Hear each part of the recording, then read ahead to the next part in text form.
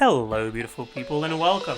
Hi, to a quick video on the new Abyss while waiting for the meta roundup. I realized that because I want the meta roundup to include data from both my community and just overall user data, it forces me to post it a bit later, and a lot of people have already either finished or given up on Abyss by that point. So I decided to split the part of the meta roundup that is dedicated to tips on the specific chambers into a different video that I can post before I end up posting the meta roundup. So that's what this video is going to be, and if there's good reception to it, I'll keep doing that in the future as well. With this Abyss, the blessing is somewhat irrelevant. It gives you a shockwave when you trigger a cryo reaction up to once every 4 seconds, but the damage of that shockwave is pretty low.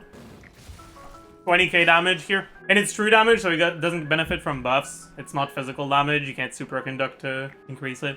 20k damage at most once every 4 seconds, which is 5k DPS if you trigger it off cooldown. But good teams nowadays at like average-ish investment are like 100k DPS. It's too small for it to matter that much. So the ley lines are skill geo damage increased by 75% on the first half, and skill cryo damage increased by 75% on the second half. We currently don't have any cryo characters that deal significant skill damage. This is a buff that is very clearly designed for Escoffier. Escoffier is going to be coming out before this Abyss is gone, and it's clear that it's for her. The skill geo damage, though, is something that's going to be good for Ito, Navia, Albedo, and Chiori. Out of those, the ones that benefit from it the most are Albedo and Chiori, because pretty much all of their damage is skill damage. But even in teams where they have pretty good personal damage, their damage from the skill isn't that big of a portion of the team DPS. The only geo character that has a skill that does a significant portion of the team DPS is Navia. So in a Navia team where you don't really have that much damage coming from the rest of the team, and you're focused on buffing her, look at this one for example. Navia's skill is around 30k of your 80k team DPS, so it's like 40-ish% of your damage increased by 75% damage percent, which ends up being like somewhere between a 10 and 20% team DPS increase for Navia teams, and even less for most other teams. I'll talk more about all the team-specific stuff in the meta roundup, but I just want to warn you against forcing a team you have invested into a lot less just because you see the 75 damage percent and you're like, ooh, that's cool. It's not enough for you to play a character that's a lot less invested than the characters you usually use. But yeah, so we have Tulpa on the first side of Chamber 1, and then the second half is a lector into a Millennial Pearl Seahorse. Chamber 1 is arguably the most annoying / impactful on team building in this Abyss. The lector has a relatively tanky electro shield, and then the seahorse is pretty tanky unless you break the Pearl's electro shield, and the Pearl's electro shield is something that can't be hit by every ability. Some abilities hit it, some don't. If you try to brute force it without breaking the Pearl, it is doable, but you're effectively fighting an enemy that has 90% resistance to everything, 140 to electro, and when you break the Pearl, those resistances go down to 10 or 60 to electro. As a general rule, I'd say that focusing your team building on the Seahorse is probably the best thing you can do. Chamber 2, Secret Source Automaton first side. Second side is 3 waves of single target, 1 mech into a Fluid Avatar of Lava into a Wayob. And then Chamber 3, you've got 2 boars into the local legend Phantasms. And then second half, you have 3 waves again.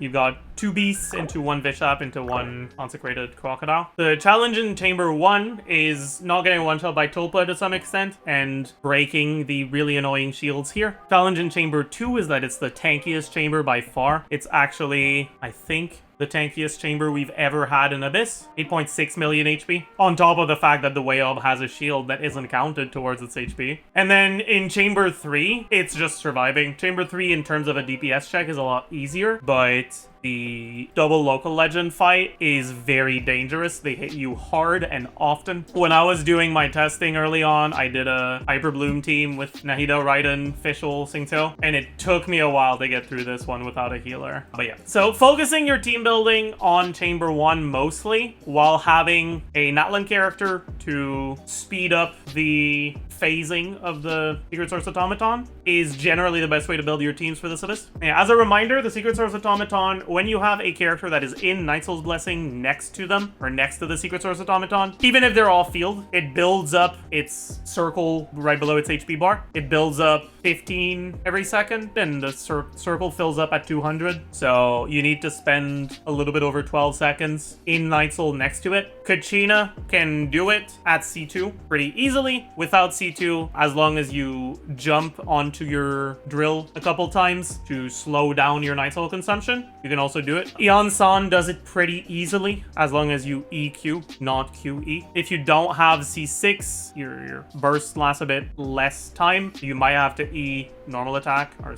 charge attack, whatever, Q instead. Other than that, any Natlan carry gets through it pretty quickly. But you don't necessarily need a Natlan carry or a Natlan character at all. What using a Natlan character does is it gets it to do its pillar phase faster. If you have a lot of shred on your team, you might be able to deal damage to it outside of the pillar and the down phase that follows the pillars. And if you do, then you might be fine killing the Secret Source automaton in only 1 down instead of 2. It takes, I think it's something around 40 seconds. It's either 3 or 4 attacks before it does the pillar phase by itself, if you don't force it with the Natlan characters. And if you force it, it can end up being a lot faster. Before it does the pillar phase, it has 60% resistance to everything, which is relatively high, but if you have a lot of shred, you can still deal pretty reasonable damage to it. But yeah, so I'll bring teams that are like tailored towards the sort of mechanics you're dealing with. I'm gonna bring an overload team because Chevreuse gets shred with or on Tulpa very easily, and I'm gonna bring Xiangling because Xiangling is like the best character in the game against Tulpa. But yeah. And then the second side, you want a team that's good at dealing with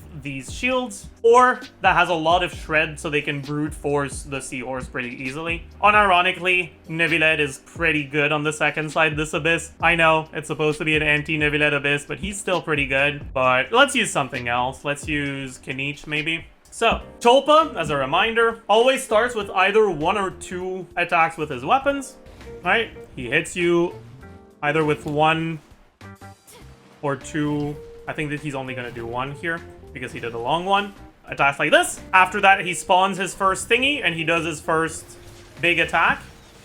This one's kind of hard to dodge and to iframe properly. As a general rule, I would highly recommend trying to iframe it with a burst rather than a dash. After that, he's either going to stay here or move and follow that up with an attack where he tries to absorb one of his small tulpas. If you break the elemental shield of those tulpas while he's charging, you'll cancel the attack. But if you don't, he's going to get a lot bigger and start hitting you a lot harder. So it's something that is very much worth doing. So here he started with a short first attack, so he has time to do more than 1 before he does a special attack.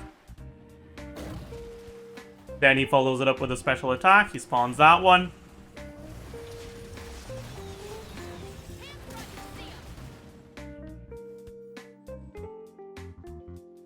Then this time he decided to move before he absorbed. If you let him absorb, as you can see, he gets a lot bigger and he starts hitting you for 11k, 11k, 11k, instead of the 7k. So he does about 50% more damage. Basically, don't let him absorb as many tulpas. Every once in a while, he'll teleport away. If you're very far from him when he teleports away, he'll do an attack where he throws a spear at you. This one's pretty easy to dodge. You can do it more than once, but it always goes pretty far, so as long as you go close to him, it won't be very dangerous. Anyways, Tulpa hurts, right? He hits for like 7, 8k, and then like 10, 12k if he absorbs as many Tulpas. And if you're standing in Bennett Burst, that gets forward vate for double damage. So it can be a bit dangerous, but as long as you learn the attack patterns, it's not too bad. And it's a pretty straightforward enemy in terms of just killing him. So let's just do that.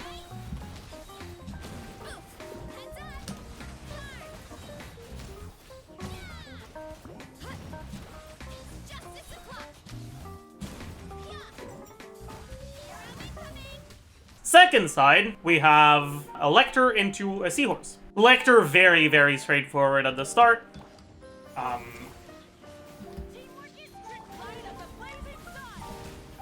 You just... Oops. You just kill him. Once you've done that, you will get to the shield phase. Oops.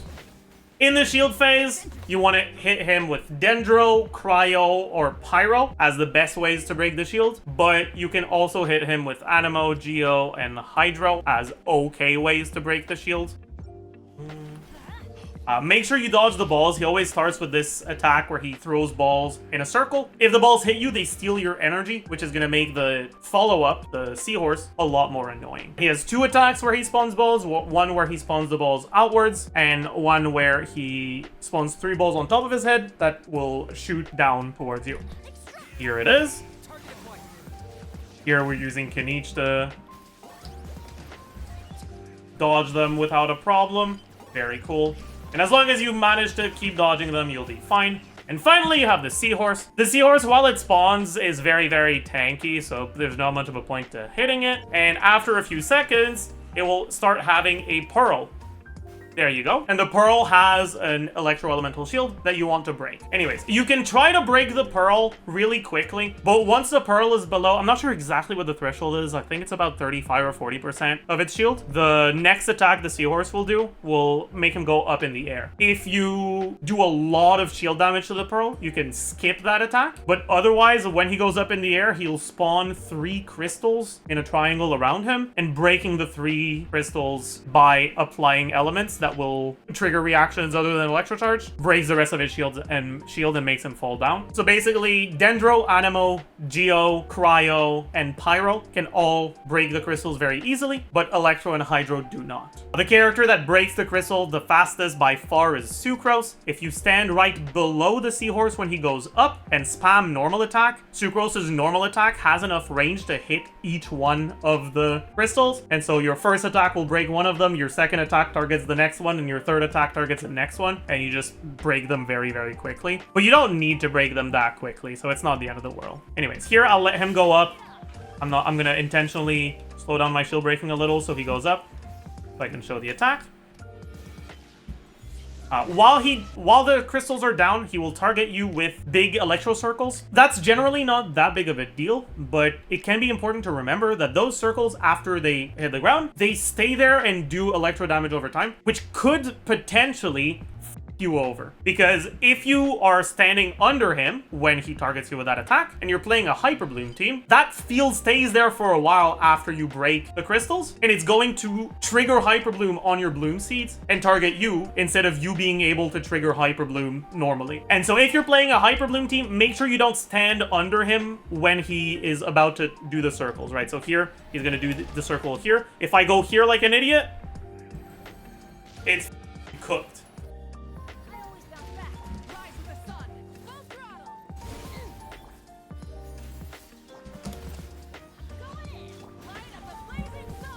And finally, you just...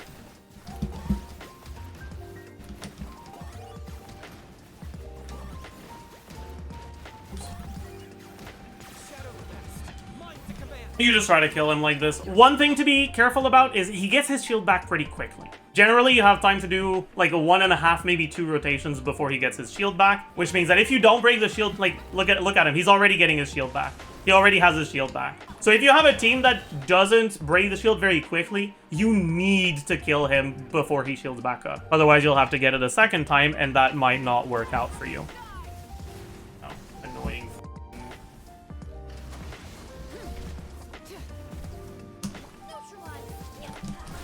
Alright, but this is an example of what happens when you manage to break the shield while he's still in his attacks. He doesn't go up until his attack is finished, and he starts his next one, so you're able to potentially break it before he goes up.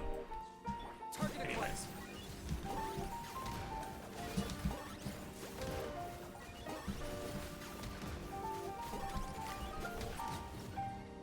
And that's it for Chamber 1. Chamber 2 is the Secret Source Automaton. So, by default, if you're just doing normal stuff against him, he'll do either 2 or 3 attacks. Or sorry, not 2 or 3, it's 3 or 4. Once he's done with his, like, high resistance phase, he'll spawn the pillars. If you force him to phase by going in nightsoul, so let's go in nightsoul on Verissa and stand next to him. We don't even need to be that close, and we don't need to be on Verissa either. You can see the bars filling up.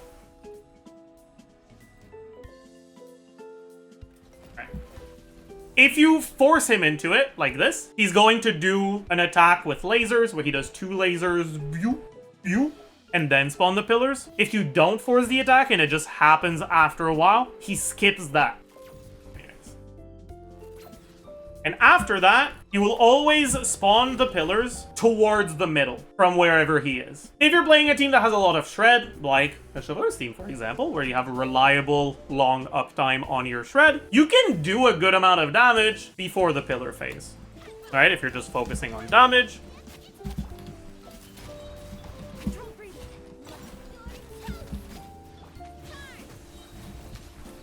Oh, he dodged my plunge. Alright, like, it's not like this doesn't do any damage. We get almost half his health down.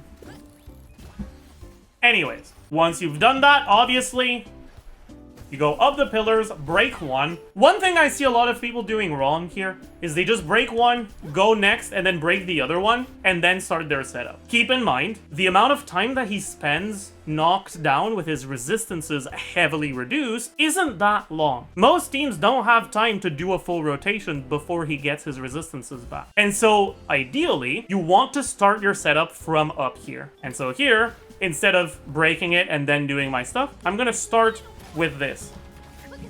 And I effectively get to gain a little bit of time because of that.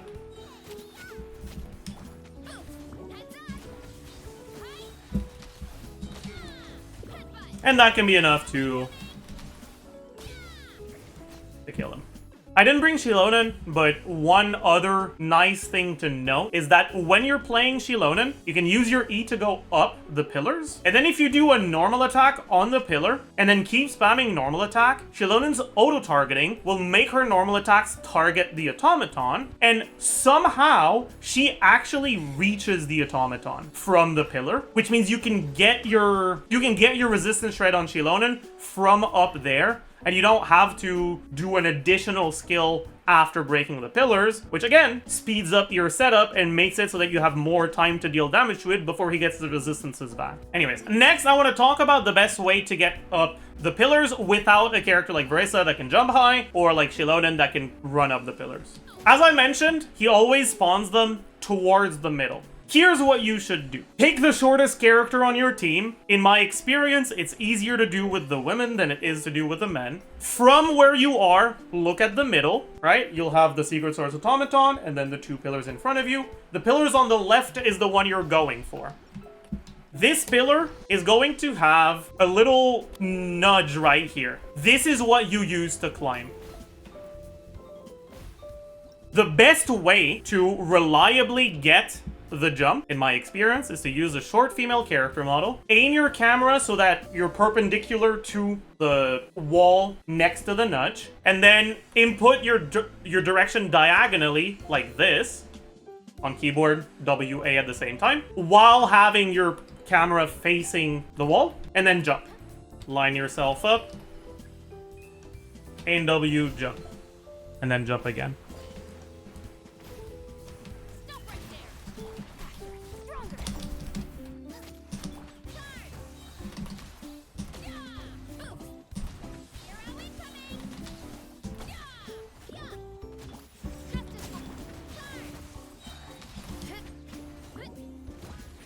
Next, we have a chamber that's very straightforward, but annoying just because there's multiple waves. On the first wave is a mech. Now, one thing to remember is that mechs get staggered kind of weirdly. So on a lot of teams, you want to remember that and go behind them after a little bit. I won't be able to show that with this team, unfortunately, but oh well.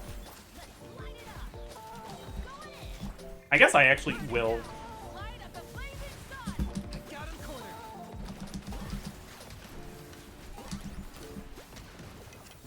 My god. Second wave is the Avatar of Lava. This one's very straightforward, but its innate aura is gonna f over some of your teams, and also high power resistance can be annoying, but it's a straightforward enemy. It'll go down and like emerge from a different spot in the abyss that's randomly decided every once in a while. But if you stagger him while he tries to go down, you can actually cancel that. I didn't do it in time. It's hard to do it at the right time. Let me see if I can wait for the next one and try to do it again. There you go. So he tried to go down. That it's something you can see from the fact that his health bar disappeared, but we managed to stagger him during the animation, which canceled him going down. Anyways, pretty straightforward stuff here.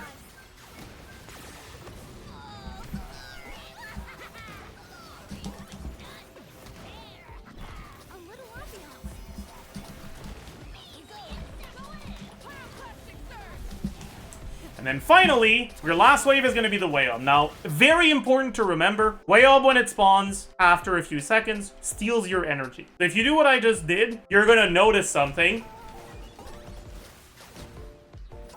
Oh no, I won't use my burst here.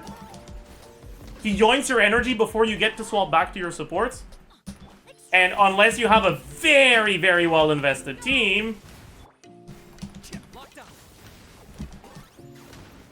that's GG. Now here, my team is actually invested enough that it's not a problem. Maoika Burst doesn't get stolen by him. But if you let him steal your energy before you use your support's burst to set up, you can end up in a situation where you don't have enough damage to break his white shield before he's done. And if you don't break his white shield in time, he gets an electro shield and does not give you your energy back. If you do break it in time, you get infinite clear particles that give all your units their burst back. Because there's so many waves, if you end up having to deal with the electro shield on top of not having your burst, it's very possible you get cooked and it just takes too long. Like I said, this chamber is the chamber that has the highest HP we have ever had in Abyss. It's 8.6 million. But as long as you manage to break or to deal with the shield in time, like we did here, you'll be fine. Oopsie daisy. Because it's not that tanky of an enemy. Not even close. Additional thing to remember for the white shield, Vape and Melt don't work against it. So if you're playing a Milani team, you don't need to get your Channeling Burst, for example. It won't help you very much. Finally, last chamber. First wave of the last chamber is just little losers. One thing that can be very, very annoying with the boars like this is that starting on the second attack, I think, I don't think they can do it on the first attack, but starting on the second attack, if you're far away from them, they have a chance to start running. If they start running, they can end up going kind of all over the place and ungrouping themselves. So you want to ideally try to stay close to them. But they're very squishy, so they generally won't be much of a problem.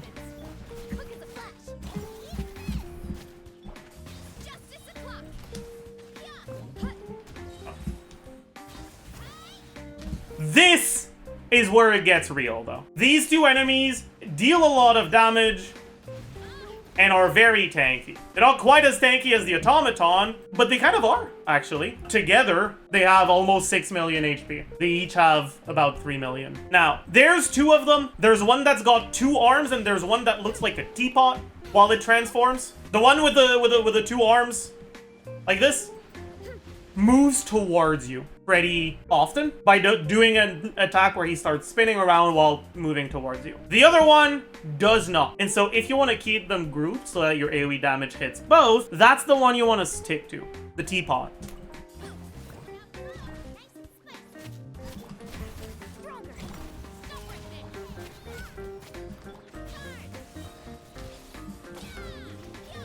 So figure out which one is the teapot, the one that's not spinning, and go stand next to him.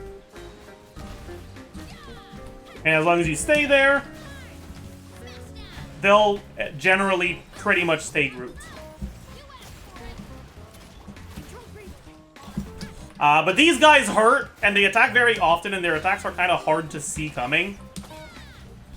So you can expect to die a few times here if you're not too used to it. If you find yourself dying in that chamber, just know it's normal. Finally, you've got 2 animal beasts, which are surprisingly dangerous. They actually do a lot more damage than you might expect. The nice thing about them is that they don't get staggered far when you stagger them, so it's pretty easy to keep them grouped. After that, you've got a Vishap, which is the exact opposite. Gets staggered all over the place and is very annoying. And finally, you've got the Crocodile Consecrated Beast, which is a bit of an annoying one as well. Anyways. But these guys, like I said, they don't really get staggered very far even when you stagger them.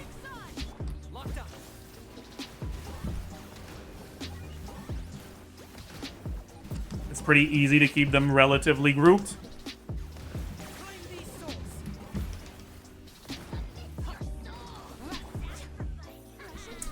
After that, you've got the Bishop that spawns.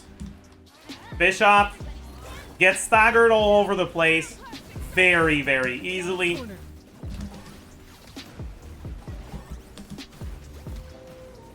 Keep in mind the Bishop always starts with the attack where he charges up and then shoots at you. If that attack hits you, he can steal your energy, so don't get hit by that one.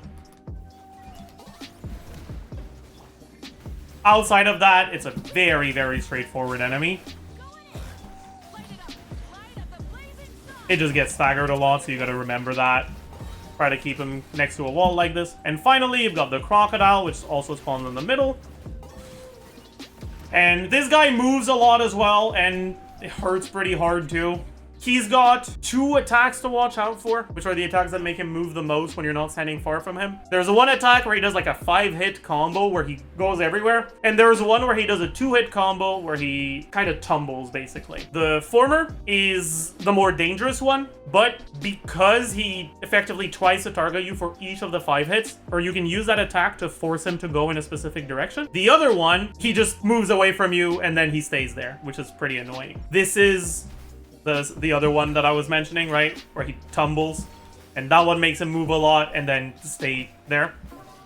This is the 5-hit combo I was talking about. It's actually a 4-hit combo, but as you can see, he goes all around, but he kind of just comes back if you yourself don't move. So it's not too big of a deal. After it's done a few attacks, he'll charge up for his special attack. That special attack does quite a bit of damage. It hurts in a circle around him, and then in the outer portion of that circle. So if you stay close to him, you need to iframe the first one. Otherwise, you can stay on the outside and then move into the inside afterwards. And after that attack, he spawns a crystal that you can destroy to deal some damage to him and remove some of his resistances. That crystal gets one-shot by Hydro, but this is an enemy that has additional Hydro resistance. So it doesn't mean you necessarily want to bring Hydro. It just means that if you are bringing Hydro, that crystal will be very easy to deal with. If you're not bringing Hydro, you can still break the crystals as long as you hit it with enough elemental attacks. Anyways. He spawns the crystal, and as long as you keep hitting it with attacks, you can break it, deal some damage to him, and reduce his resistances. Once that's done, you can just kill him.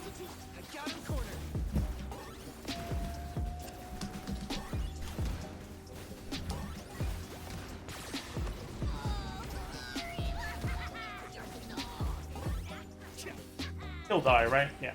There you go. One last thing I want to include. If you're able to get your stars on Chamber 2, and what you're starting with is Chamber 1 and 3 because you feel like you keep dying to the Tulpa and the Mimics, you can bring shields, and the shield that is by far the most effective in this abyss is Lanyan. Usually when you play Lanyan with Bennett, you want to swap to Lanyan and wait a little bit before using your skill so that you can get Bennett's attack buff so that Lanyan's shield is bigger. Against the Tulpa though, you don't want to do that. Against the Tulpa, you want to use your skill instantly and you want to get your shield before you get Bennett's buff. The reason for that is because Tulpa has a Hydro Aura and deals Hydro damage. What that means is that if Lanyan absorbs Hydro for her shield, which she can do by default against the Tulpa, that shield is going to be 2.5 times tankier, which is a lot more impactful than the additional attack you get from Bennett. If Bennett's buff ticks before you cast your shield, you get a Pyro Aura applied on your character, and Lanyan prioritizes Pyro over Hydro, so you'll get a Pyro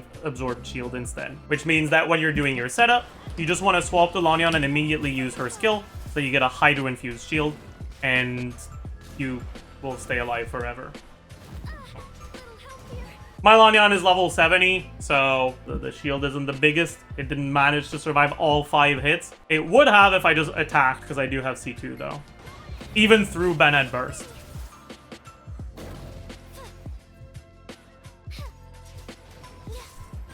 Now the problem here is that the shield's probably going to expire before the end of these attacks. Oh no, it didn't. There we go. It expires now. Lanyan makes this incredibly trivial. Anyways, yeah, that's pretty much it for tips and tricks. I hope you enjoyed. Hope you learned a thing or two. Hope you managed to get all of your stars on this abyss. Good luck with that. And I will see you guys in the next one. Bye, YouTube.